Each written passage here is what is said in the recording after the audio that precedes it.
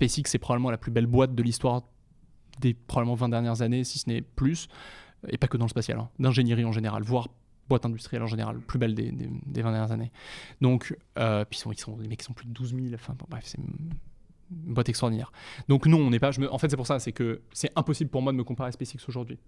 Est-ce qu'à terme, en fait, à terme, oui, il faut qu'on arrive à les battre, à être au même niveau et à rentrer en compétition, mais ça va prendre beaucoup de temps. Aujourd'hui, c'est pas forcément eux que je considère comme étant mes concurrents. Donc, voilà, ce que fait SpaceX, SpaceX le fera. Moi, je dois vivre malgré ce que fait SpaceX et essayer de les battre différemment. Mais tu vois, il y a beaucoup de boîtes, même qui ont été créées, tu vois, je pense même avec des Google et des machins dans le genre, et qui commencent à être un peu colosse au pied d'argile, quoi. Donc, toute grosse boîte peut perdre de la vitesse.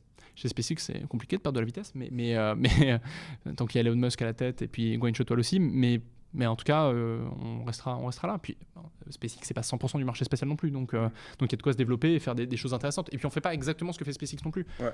Tous les lanceurs se ressemblent pas et notre vision n'est pas n'est pas complètement la même que celle de SpaceX. On n'a pas les mêmes intentions, pas les mêmes projets. Et donc, du coup, ben, tu as cette vision claire.